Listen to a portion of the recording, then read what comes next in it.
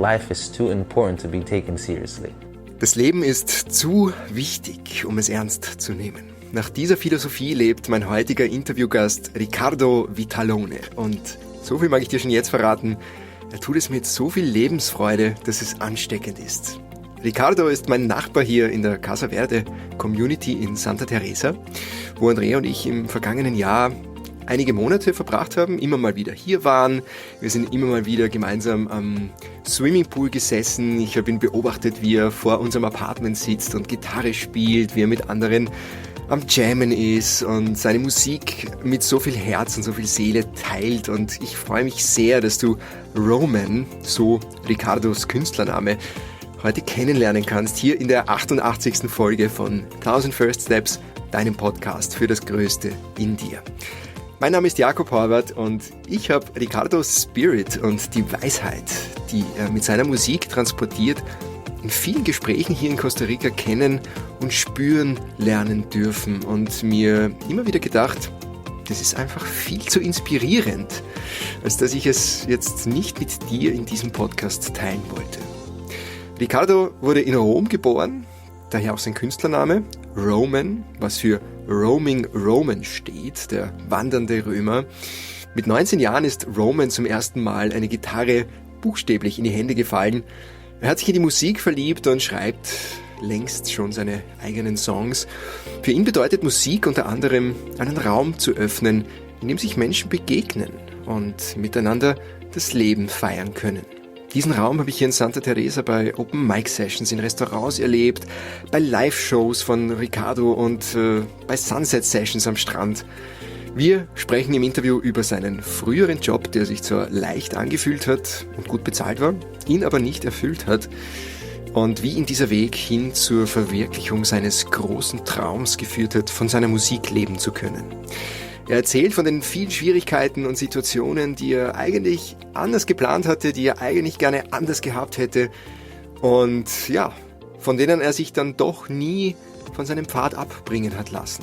Jeder Rückschlag hat Riccardo als wertvolles Learning gedient, um weiterzukommen, und mit 26 Jahren ist er dann all in gegangen und hat den Schritt gewagt, sich jetzt voll und ganz der Musik zu widmen. Er erzählt uns von seiner Zeit, vom Nomadenleben in Europa, wie er als Straßenmusiker in London seinen Lebensunterhalt verdient hat, vom Leben am Strand in Teneriffa und wie er nach einiger Zeit in Kalifornien letztendlich in Costa Rica gelandet ist.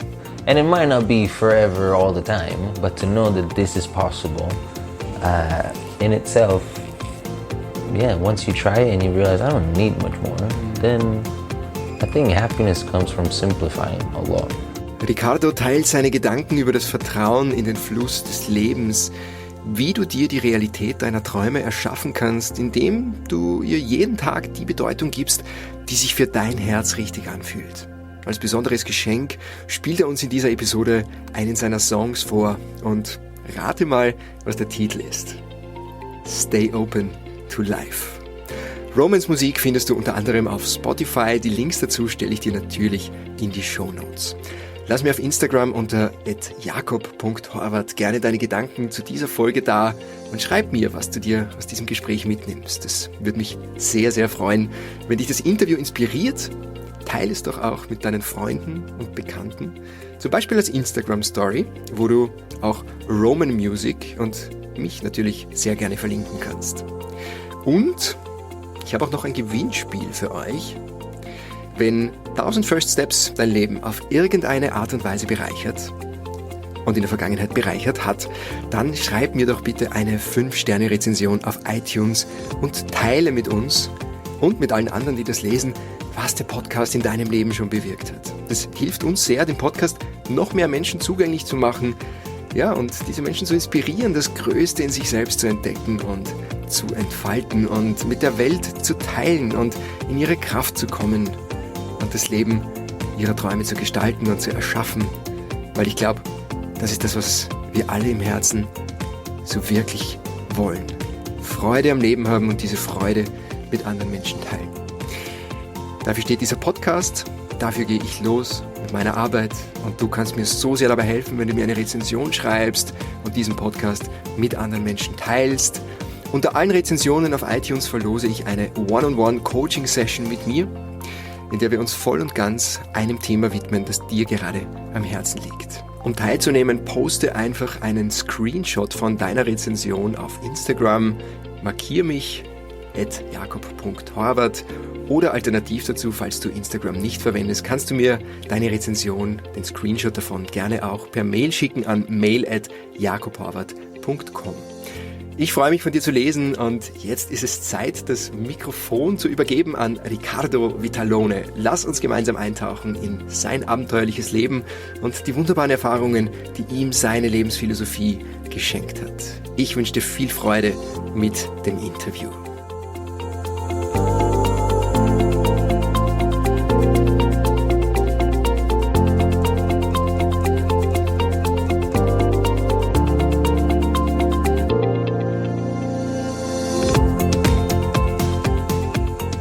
Riccardo Vitalone, Yeah. welcome to the podcast. Nice to be here. It's so good to have you here. Yeah, I'm glad we finally made it happen. Oh yeah, and I'm glad we found a place to make it happen. Yeah. Here in Casa Verde, which is where we both live. You are my dear neighbor, which makes it even more special.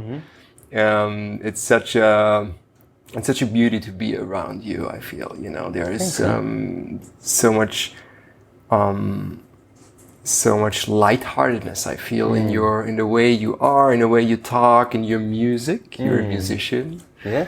And you do that with a lot of passion. Yeah. I try. A lot of joy. And so thanks for being here. Yeah, man. I really Thank you for appreciate having that. me. We've been trying for a few months now. Yeah. Before you went down south. So it's been a few months in the making. Yeah. Now we made it happen here in my little apartment. It's way too hot to make an interview, actually. It's a little hot, but we'll make it happen. In case we hear some water gulps, Yeah, that's anything us. in between.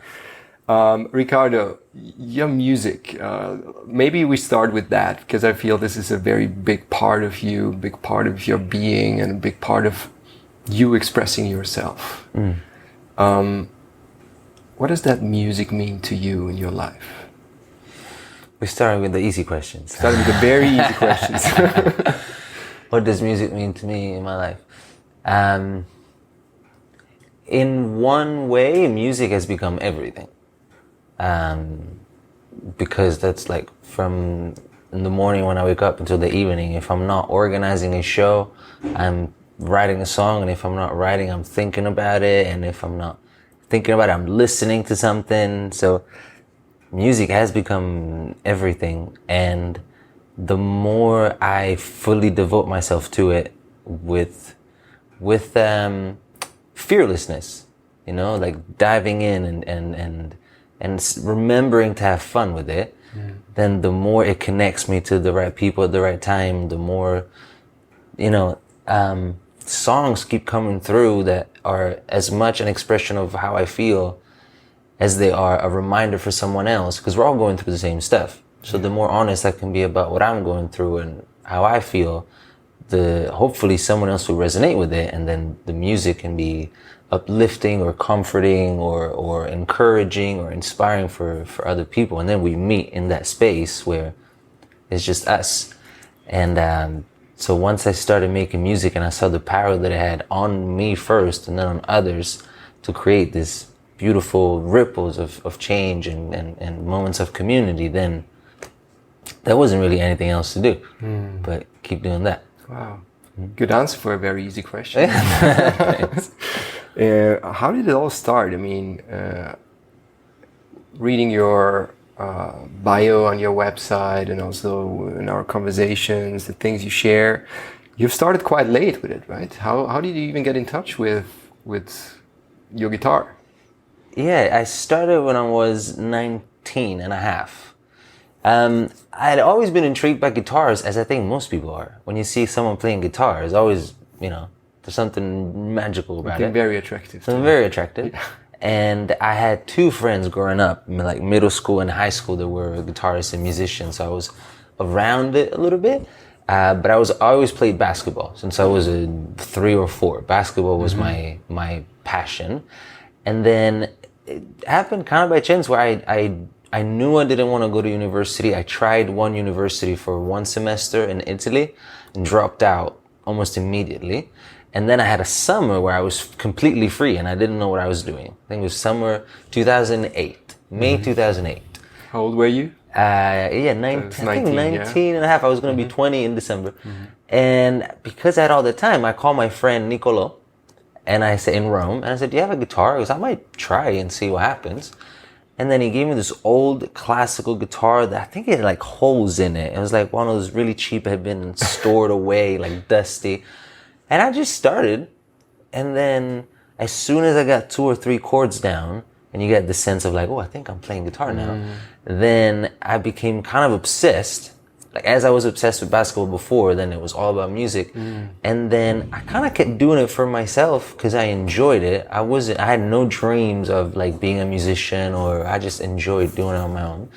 And then I started writing songs for a girl that I was seeing at the time that I met after a few months. And so I only started because I wanted to write songs for the girl that I was seeing at the time. And I wrote 10 songs in like a couple months. And people seemed to like it. And then it just kept doing it and kept doing it. And then after the love songs, I started talking about some other stuff that I was feeling, maybe a little more political, or the more I was going down, you know, some journey of healing and self-discovery, I would talk about that. And then it became what it is now. But there was no plan, no dream, no aspiration. There's no musicians in my family. I mean, some people play piano, but I think one cousin is a musician. But so it wasn't like I grew up around singers. No, it just kind of happened, and then I realized I loved it, and I wasn't bad at it.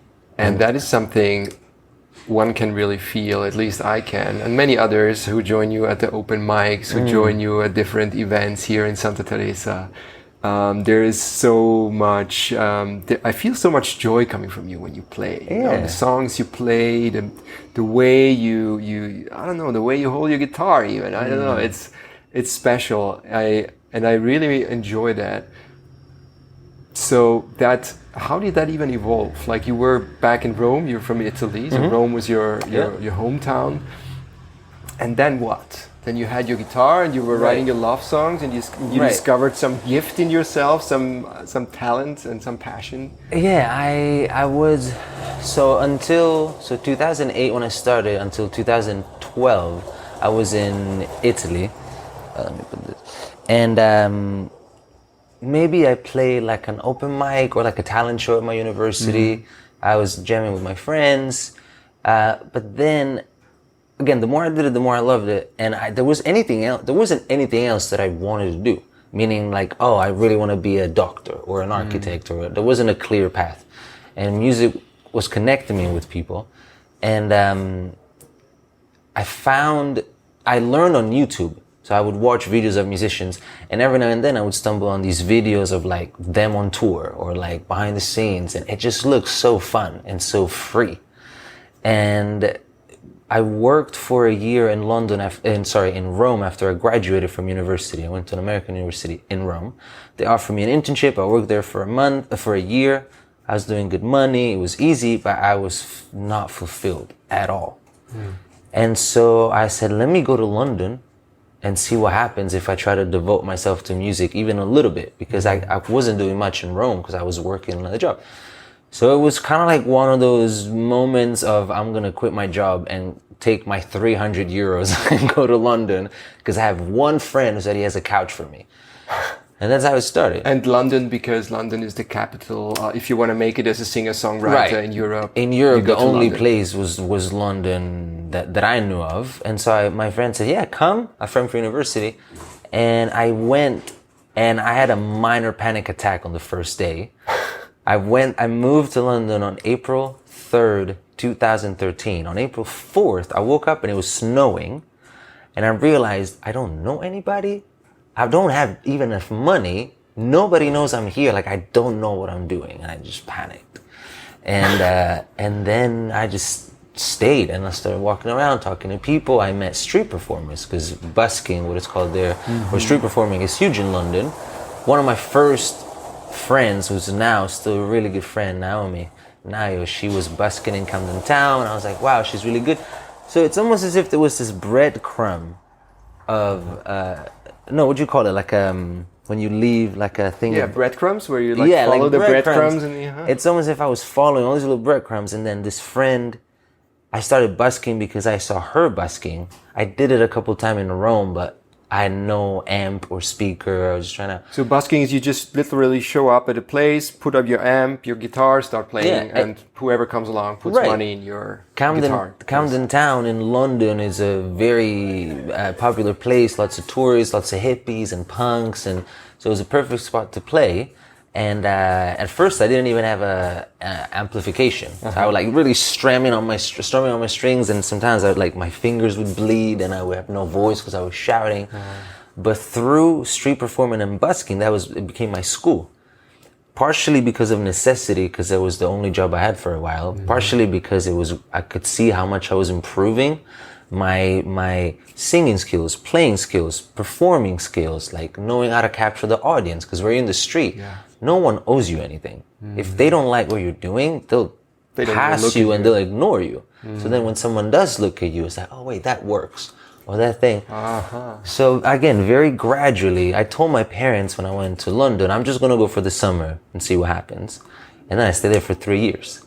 And it completely changed my life from, a little bit shy and insecure musician that had just started. Through a lot of performances and street performing and experience and shitty gigs and pubs where they would have the game on while I'm playing and they give you a pint as a payment, like all that, which is, every artist in their own field goes through in some way, or any creative. Then I met my tribe, I met my friends, there was such a supportive community.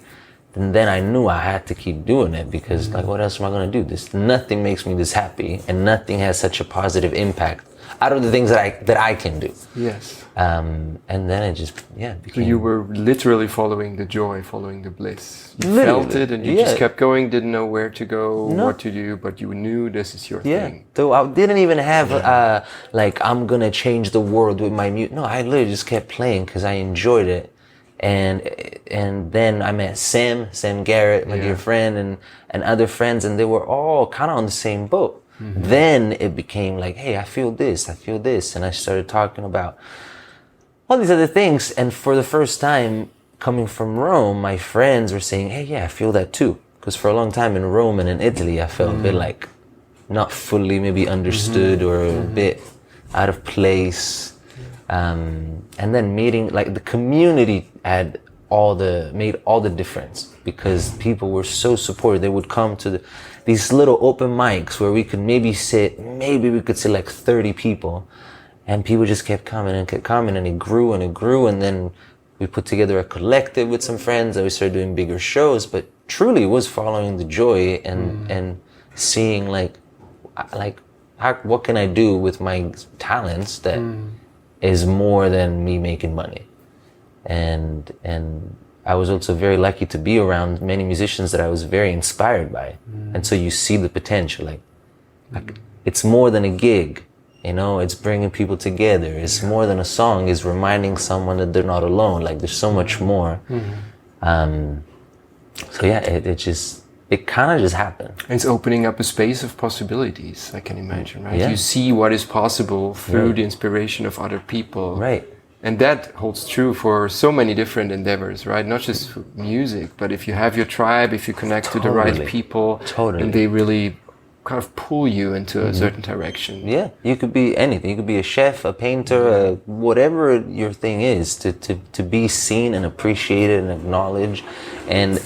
And making people smile is kind of addictive, So when you're on stage and even if it's like a little joke or a song that makes someone cry, or at the end, even one person come in and say, hey, that song really touched me. That keeps you going for the next month. Beautiful. And how do you deal with rejections? Because when I see, I imagine I picture you standing on the street, busking in Camden Town, so many different artists, so many different musicians. You say nobody owes you anything. People just pass by, don't even look at you, let alone give you money, or whatever. How do you deal with I can imagine it's also pretty frustrating. What kind of coping strategy did you come up with to not let that so close to you? So I already had some experience with being with people and being some type of entertainer, because when I was in university, I worked. It's called the work study program. So I would work and then exchange they would detract from my tuition fee. And I worked in the student services office, and I was dealing with all the extracurricular activities. I was one of the student ambassadors when new students came. So basically I was around people all the time anyway. And so I already had some good people skills, which helped when I was street performing. But not gonna lie, like for a while, it sucked because you don't have a coping strategy. You just go out there and you hope that it's gonna work. And many days it doesn't. You make no money. It starts raining. Someone with a louder speaker is right next to you. Someone living on a boat in the canal comes up and say, hey, I'm trying to take a nap. Can you move? Someone stole my money. The songs I was playing were not working. That is real. And I think the only difference was that, honestly, if you make one person smile, like if you have a genuine moment of connection, that already is a huge boost. And then you just learn this. Like at some point I was like, okay, these 3 songs work. And I was just singing those 3 songs over and over and over because they were working. And hoping that people don't stay for longer than 3 songs. Right. That's right. So oops. Sorry. Oops, the bottle fell. Bottle fell, my bad. Don't worry. Your skin gets a little thicker the more you do it. But I remember many times I would like stop busking because I'd be like, this is not working. No one's giving me any money. Like, fuck it, I'm just gonna go lay in the park. Yeah.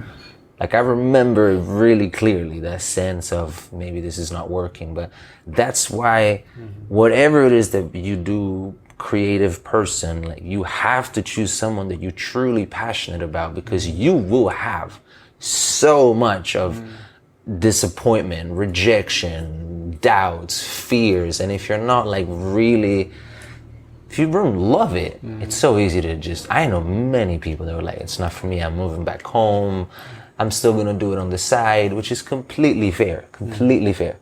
But yeah, to answer your question, over time, I just got better. Yeah. And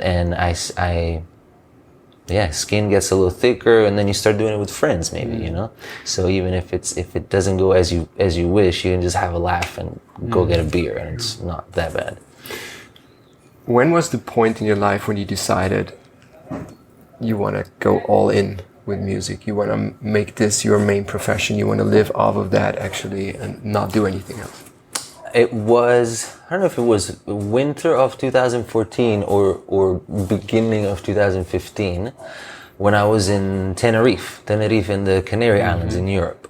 I'd been living in London now for 2-something years, 2013, 2014. And we left London in the winter to go stay on our friend's banana plantation. Our friend has her family has huge banana plantation. Shout out to Eva. She said, what are you doing in London? It's cold and miserable. Come here.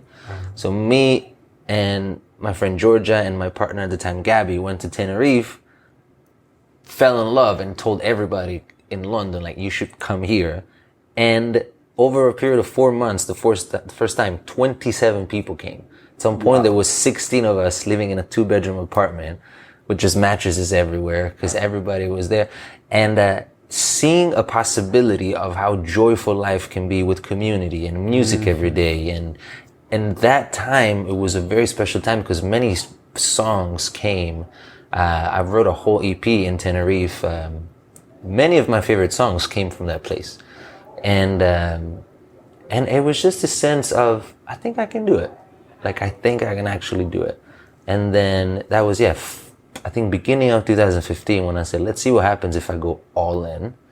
And for a while, I didn't have a job because for about 2 years, I worked part-time in a vegan cafe in London, which also had a huge impact because there was also small stage, and we would do open mics and music every week. But then, yeah, I quit that job and I went all in, and it was hard for a while.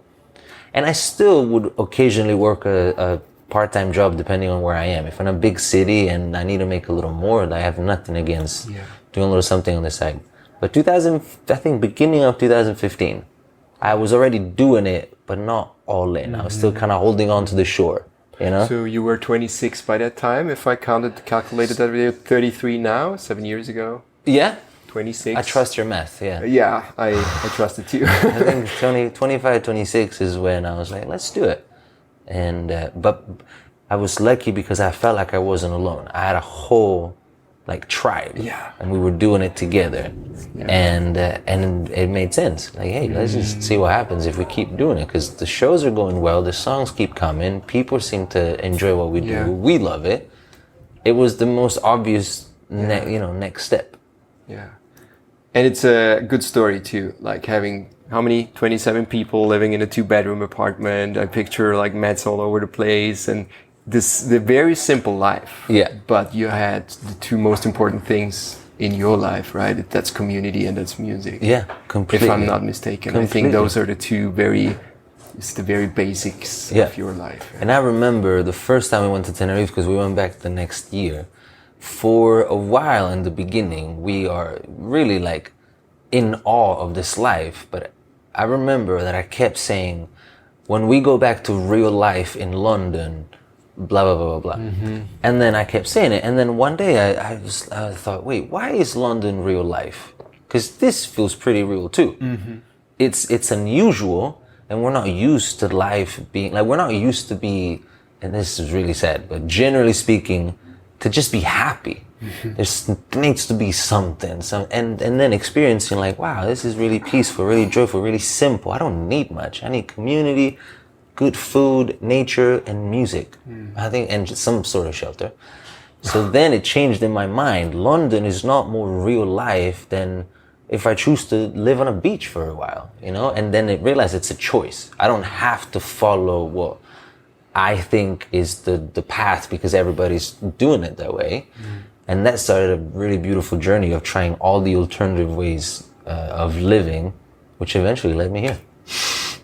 Can you invite us a little bit on that journey that you embarked on after that realization that the life in London is not more real than the life in Tenerife, living with a bunch of hippies playing music all day? Right. Both is real, you have made your choice, and it sent you out in the world, right? You started seeing many different places. Can you invite us on that journey a little bit? Of course. Where have you been? What have been your highlights? So this is beginning of 2015. Even though I knew that London wasn't necessarily the place where I wanted to live, it's still where I had most of my community and where the music was going really well. So I lived in a commune for about 10 months. It's called a squat in Europe or in London. It's an abandoned building that you move into and you kind of make it your home. And it was a beautiful place. Greenhouse, plant nursery, so there was a lot of green all around. I lived there for a while. Then I kind of built my own makeshift kind of shack outside in the garden because it was too hot inside. So I lived in this little wooden house with my partner at the time for a while. Then I moved on a canal boat for a little while. Then back in Tenerife, where we stayed on the banana plantation, and we just lived on the beach for a while. And then I knew I had to leave London, so I went to California. So I was based in Venice. This is end of 2016. I was based in Venice at a friend's house. Then I bought a station wagon and I just traveled up and down, and I was sleeping in the trunk for a few months. And then I met another woman that it was one of those moments where I was like, all right, my life is changing now. I'm going to move to California because she's here. And so then I was back and forth between Italy and California over a period of 3 years. She would come see me and I would go see her. And it was a lot of just, if I was in Italy, I would stay with my family and I would do street performing in the summer because it was really good in Rome. I would save everything and then go travel. If not, I was with her in either California or road tripping around the States.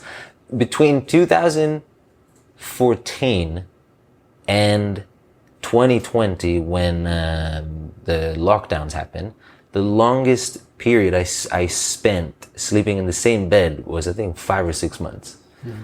And some we were not even beds, we're like, a station wagon or a van.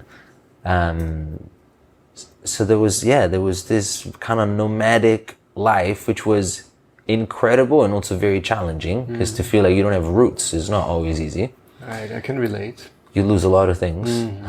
You're always moving around. Yeah. And then after I broke up with that partner, I moved back to London, where I was like, okay, I'm gonna buckle down.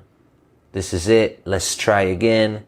And London was very different by that point. Many of my friends had left, and then COVID happened. And that kind of like everything stopped for a year. And then as soon as I could get out, I came to Costa Rica.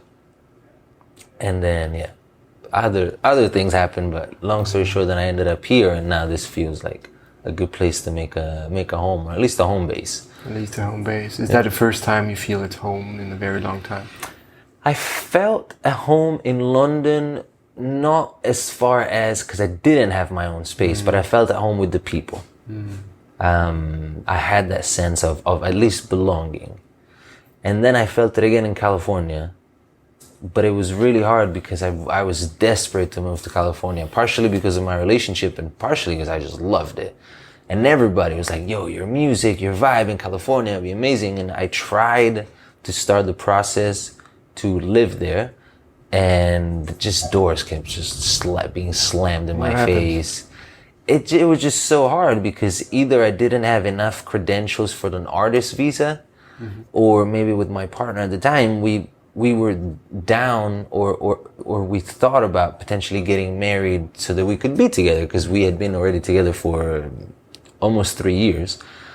But then even that didn't feel like super flowy, and it just felt like something was just not working. And it was really hard because I really wanted to live in California to a point that it was almost an obsession, and obsessions are not good. So then when that relationship ended and I was crushed, and then London, Italy, but all makes sense now looking back. Like really looking back now that I am where I am and I feel how I feel, like everything made so much sense. And I'm really excited to see what happens after this. Yeah, it's so often when you connect the dots backwards and you start realizing so many of the challenges and the frustrations and the uncertainties and fears and not knowing where to go next and what you're even doing there, suddenly starts to make perfect sense. Yeah, that had to happen, for that to happen, for me to learn that lesson, for me to write that song, for me to... it's powerful looking back. When you have some perspective, you can really appreciate, not to sound like hippie, but you really appreciate every step, every moment. But you have to feel good about where you are. It's hard to do it if you don't feel good about where you are, because then it feels like there's been a mistake. Why did I end up here and I'm not happy? And what has helped you with that? With being happy? With feeling good in your own skin, feeling good about the life that you live right now. Well, I think just the fact that I'm a little bit older and a little less foolish. I'm still a fool, but I'm a little less foolish. I think over time understanding what matters. Which again, I got glimpses of when I was in Tenerife. Simple life, community. I remember after 2016, when I left London and I would go back and see friends like Sam or Tom or Kim, like some of my dearest friends, the conversation around I just want to live a simple life was already happening, but I didn't know where that would be or how it would happen. But I remember already 5 years ago, 6 years ago, like I just want to do what we did in Tenerife. Like that's it. And so kind of letting go of many of the, I guess, ideas that I had around success or what I thought would make me happy, or I found here the simple things that make my life good. I don't need much more. So I think being honest with myself, like what do you want? Like what do you actually want? Do you want to be famous? Okay, cool. Do that. Do you want to be at peace? All right, then do that. Whichever the priority is, be clear on that. And I just feel very, I don't know, especially during these last 2 years that the world was crazy, to find this little pocket of community and simplicity and nature was everything. And it might not be forever all the time, but to know that this is possible in itself, once you try it and you realize I don't need much more, then I think happiness comes from simplifying a lot. Yeah, I can very much relate to that, especially when you talk about Costa Rica, this place here especially, Santa Teresa, with so much community, people who are open to life. Yeah. Curious and still in touch with nature, admire the simple living. And talking about being open to life, you go on tour with Sam Garrett in May in Costa Rica, and the tour is called Stay Open to Life. It is super exciting because we've been friends for many years. We actually met at that vegan cafe in 2013. In London. In London, So romantic. We just met. We were working on the same cafe. We connected. We were both singer-songwriters. We both loved the same artists. And so we've had this vision for a while, and he's coming now in like 10 days. We have a few shows already booked in. And really excited just to get to travel with my friend and do what we both love doing, like even individually to them. When we do it together is the best. And the title of the tour, Stay Open to Life, what does it mean to you to stay open to life? Stay open to life, it's become a really important mantra. Stay open to life means, like, I don't know what's good and what's bad and what's right and what's wrong and what's supposed to, like, I don't know. Meaning when it comes to why certain things happen. Like the first few lines of the song say, only a fool thinks he knows why some doors open and some will close. So many times in my life, something happens and I label it, oh, this is bad. Oh, this is a very bad thing. Or this is a really good thing. And I have no idea, because somewhere down the line, is the yin yang. Something that seemed to be a bad thing is a good thing. And so staying open in just trusting that there's something more at work than my own little mind that's trying to figure everything out. Because I've tried to do it my way and it's messy. And even when I think I know what I want, then I get it and I'm like, oh, I don't actually want it. So can I give it back? Can I give it back? I thought it would be different, like all this.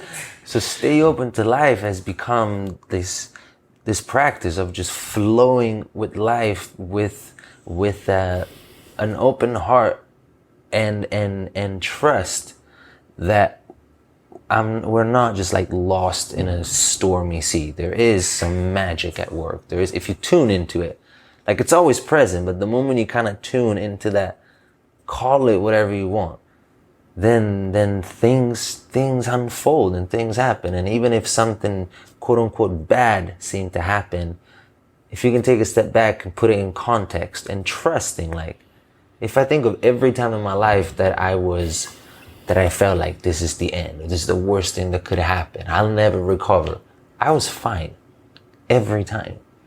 So a little less drama, and just stay open to life with the curiosity of someone who's like watching a really interesting movie.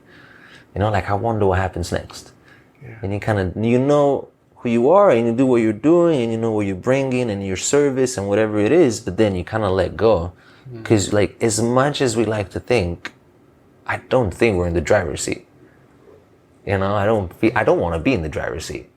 I'd rather, like, if you trust the driver, and the driver could be whatever you see, like, I'm not saying God or like whatever you think is driving this whole reality. Whatever is growing a flower and shining the sun and flowing the river and beating my heart, it's also like making this whole life happen. And so I'd rather trust that, giving a little bit of input wherever I can, than thinking I'm in charge and living life with this like tension of like, okay, I need to get to this point by this point, and if this doesn't happen, then I'm a failure. And it removes a lot of pressure and stress. And it's also sometimes a fine line between giving some input, as you said, of course, and still creating, and sometimes even maybe being in the driver's seat. Yeah. But then on the other hand, knowing when to let go of the steering wheel, trusting that it's going to drive exactly the way that is not the way that you want it to drive to, but where it's meant to be, whatever that means. Yeah. And in the last year alone, I've had a couple really powerful experiences that put me in this place where I am now, where I feel completely open to life. When I came to Costa Rica in May, I came to meet up with my, at the time, partner to be here for 2 weeks and then go to the States together. And at the airport, you probably know the story, but at the airport, as I was getting on the plane, they told me my visa had been canceled. So I couldn't go to the States. I couldn't be with the person that I was about to move in with, or the idea was, let's try to really make this happen. I don't have a visa. I can't get another visa because it's COVID and all the embassies are closed. And I had this whole vision of what my life was going to look like that was just taken away. Like, you can't go to the States. You can't even reapply to get another visa. Like, just like that. That's no it. way. Okay. And we don't even tell you why. Crushed me. Like, I was so in like a emotional pain that I made myself sick for a week. I was in San Jose, like sick, and I didn't know what it was, but I was just sick. Fast forward a couple months, my relationship ended, and even though we still have so much love for each other, like we understand why and we knew it was the right thing, and I found this place, and I'm happy. So from something extremely painful came one of the biggest blessings of my life. And I could tell you so many other stories of just life putting a little creative touch. Like, you want to get there, let me take you around this like back road, or let me, and that's what, and sometimes I wonder, if I had gotten what I wanted, if I had gone to the States and moved there, and if I was still dating that girl, would I be happier than I am now? Probably not. Would you even know? Would I even know? Because this reality wouldn't even exist. Wouldn't have been a thing. But I would still probably be thinking about it, because when I first came to Costa Rica and I was still with her, with Caitlin, there were moments when I was like, do you want to maybe live in Costa Rica? This place is kind of amazing. But she's very rooted in the States with her family, so it wasn't aligned in that way. But yeah, maybe I'd be in the States doing something, but maybe still thinking about, like, I just want to put my feet in the sand. And so stay open to life. And it came, by the way, I was in Puerto Viejo with Sam. Still, I had just kind of maybe like a week before or 2 weeks before, I had been told I couldn't fly to the States. So I was still really confused and really sad, and my relationship was suffering from it. And I was just having a conversation with a homeless guy outside of a little soda or a little like store. I think we were just buying some water. And I'm talking to him, and he's a really happy homeless guy. At least he looked homeless, but he was sitting on the floor, and I think he was asking for some money, and we're just having a little chat. And he could tell that I was not happy, or that I was confused. There was a heavy vibe. And I talked to him for maybe 5 minutes. As we are biking away, he got up and screamed at me in the middle of the street, "Stay open to life." And I had, like, even now just saying it, like, full body goosebumps. So much so that, like, I almost lost control of my bike. Because it was like, it honestly felt like the universe saying, hey, like, just stay open. Don't worry. There's something really cool just around the corner. Just stay open to it. And I remember that time I said, okay, I have to write a song about that. And it took a few months, and then eventually I wrote the song. But it became a big part, and something that, whether it's just the line or the whole song, so many people seem to resonate with this idea of staying open to life. And so I love to keep singing it, as long as it can have a positive impact. Do you think it's a song that you would like to play? Yeah, for sure. Yeah. Please. Yeah. Feel free and share it. I'm just trying to. Well, the microphone should be fine. We have my microphone here, so it's probably. Is it going through? through that? Oh, No, it's in this one. Okay. Yeah. Okay. A little sip. Yeah. Sip of water.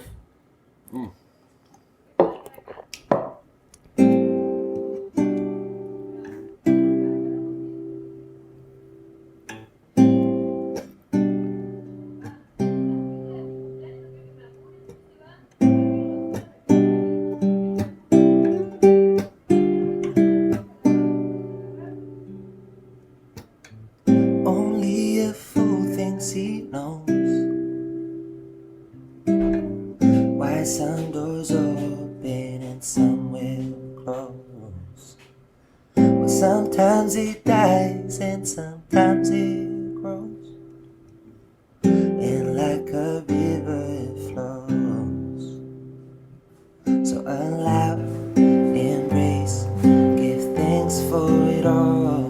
No doubt, His grace. Now let it all fall. Slow down, rephrase what's keeping you small.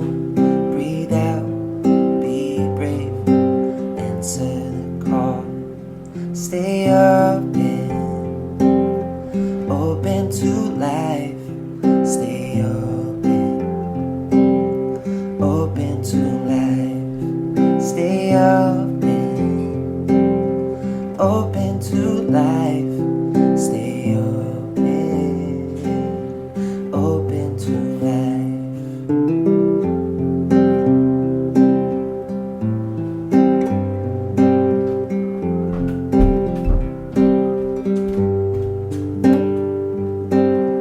Put down the weight of your worry. Turn down the voice in your head. For when you thought that you could not carry on, you were carried instead. So allow, embrace, give thanks for it all. No doubt, His grace. Now let it all fall. Slow down, rephrase what's keeping you small. Breathe out, be brave, answer the call. Stay open to life. Stay open to life. You gotta stay open to life. Stay open.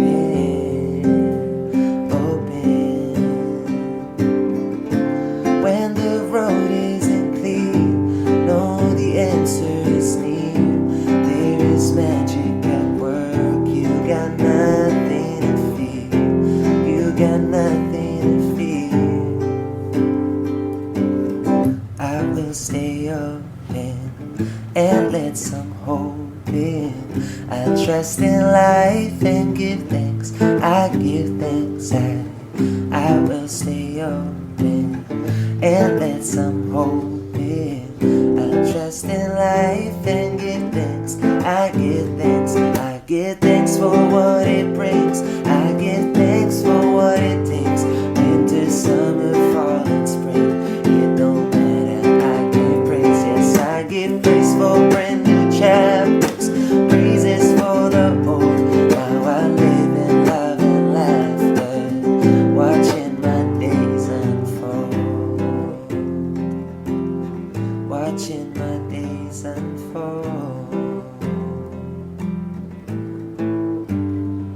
Stay open to life. Stay open to life. You gotta stay open to life. Stay open to life. I'm gonna stay open to life. Stay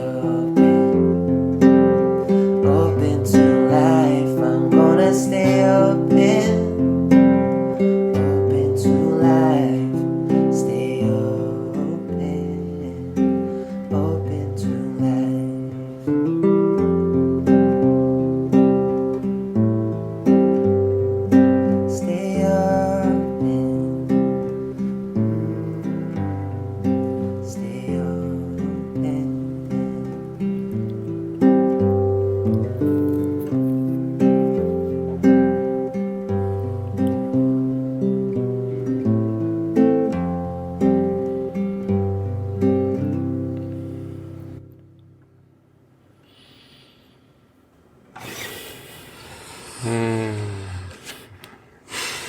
Thank you for sharing, brother. Yeah, man. Beautiful. A new favorite song there. Wow. Yeah, I like this song too. Especially the line, "You don't think you can carry on, you are carried instead."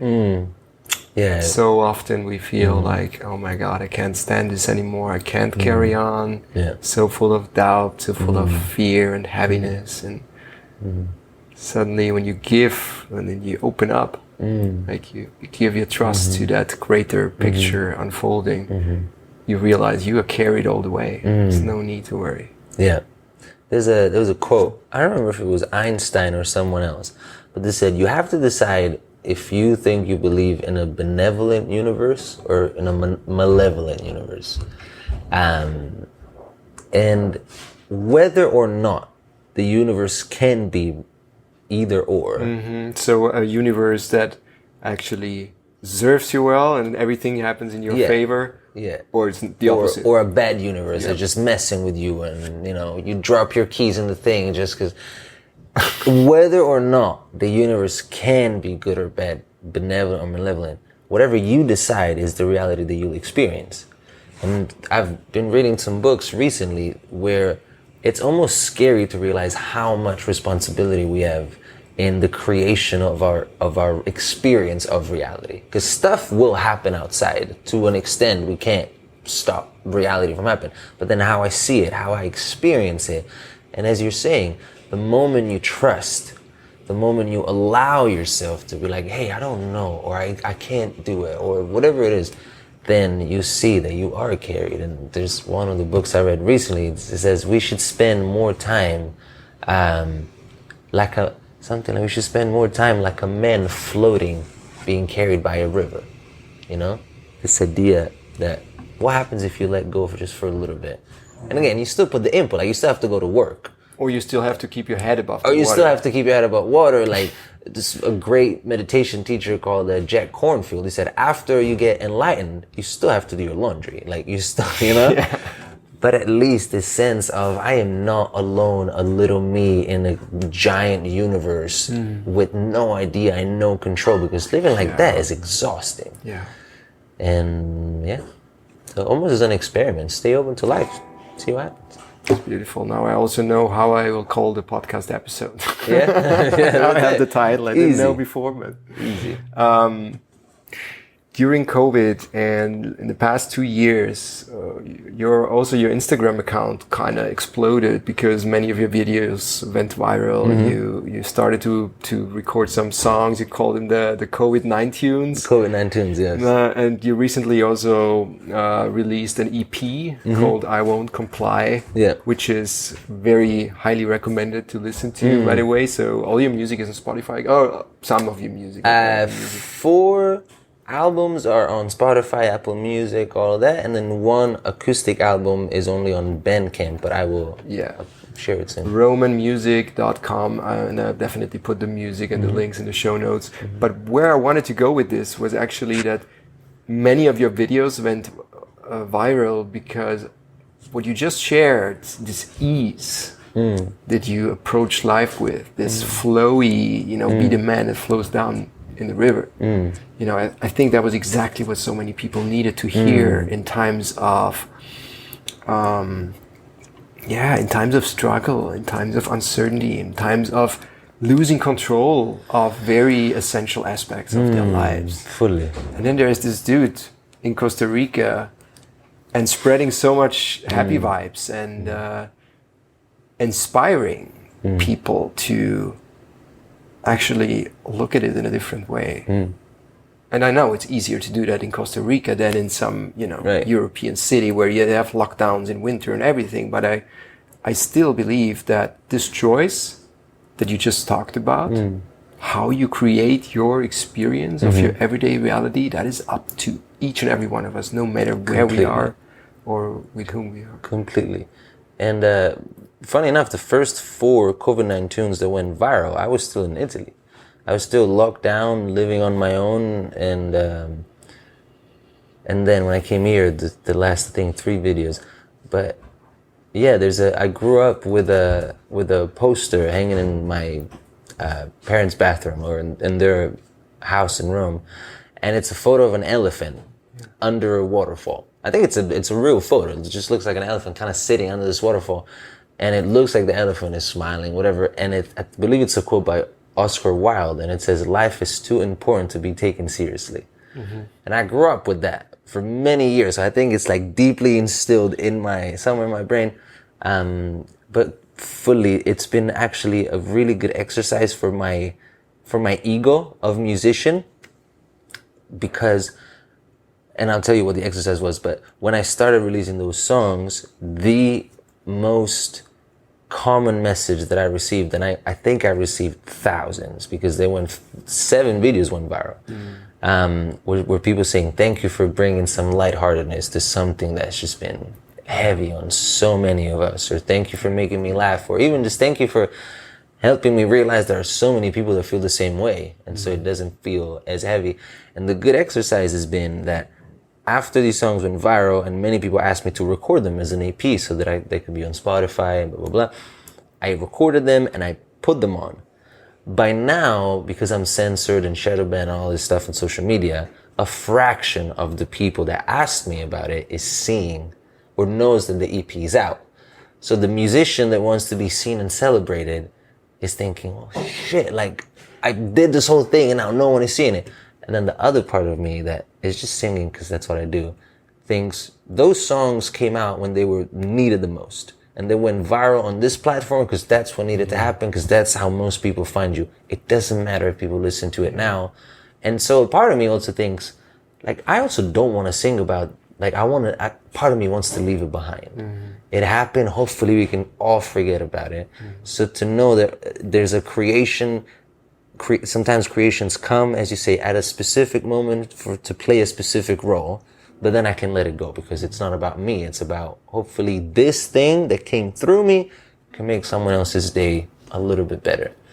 So it's good to keep, my ego in check instead of it like, I wish they were getting all these numbers. Like, no, when they were supposed to help, they did what they had to do. What was, from your perspective, the main reason why your music has been censored and shadow banned from platforms?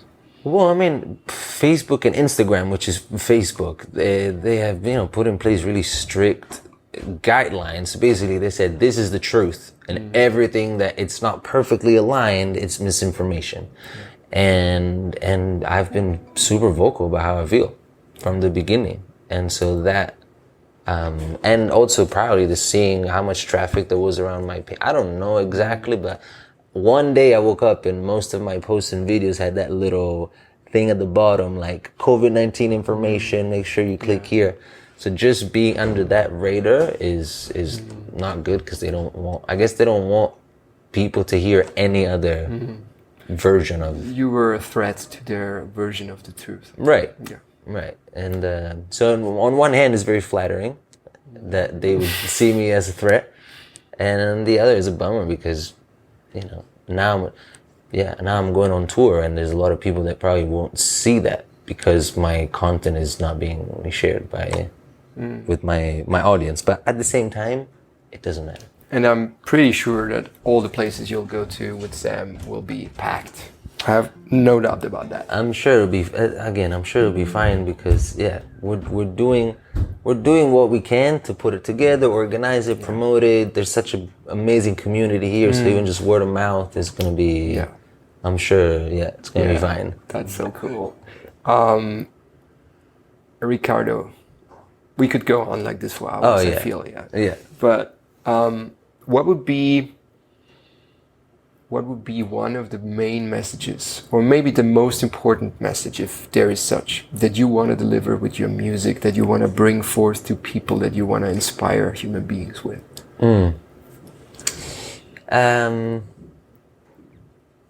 It's a three-part message. Because I guess because as a songwriter, it's nice to get concepts in a simple, concise way. But this is going to sound silly. But I often thought, if someone asked me that question, what do I say? It's a big question. Right. So my 3 points that I try to live by and put in my music and share as much as possible. One is be a friend. This is a line that's You been got the with me. tattoo on I your got a arm. tattoo, be a friend, and it's something that I heard many years ago, and to me it sounds like love your neighbor, that Jesus used to say. But love your neighbor sounds like a big responsibility. Like, I don't love my neighbor, he's an idiot, or whatever it is. But be a friend. So be a friend to yourself, to people, to nature, like to act as a friend would. That's one. The second one is keep playing. Is a big one that I keep telling myself. Obviously music, it's called playing music, but just in general, to keep that childlike spirit. Just whatever it is, like have maybe the spirit of a beginner who doesn't have these crazy expectations. Just keep playing. And then, we've said it many times, but stay open to life. These three have become my mantras, my anchors. Be a friend, keep playing, and stay open to life. There's probably other good stuff to share, but I feel like these three are a good starting point. And I think the music then speaks for itself, because I write a song with an intention and someone hears it and they receive it in a different way. So I trust the songs are working their magic whether or not I'm involved.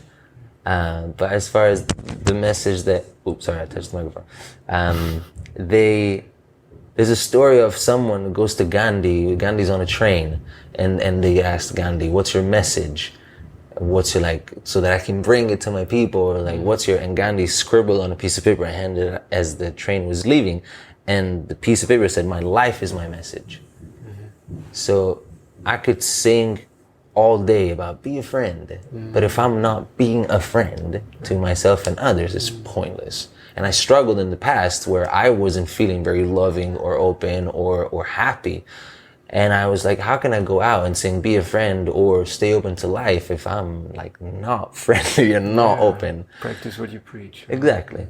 So I try to embody that, keep playing, stay open, be a friend, and then the songs kind of do their thing. Wow, beautiful. Yeah. Give us a little idea where, I know you stay open to life, you flow with it, but still, I guess there is some vision, some maybe deeper desires or wishes where you want to go with your music.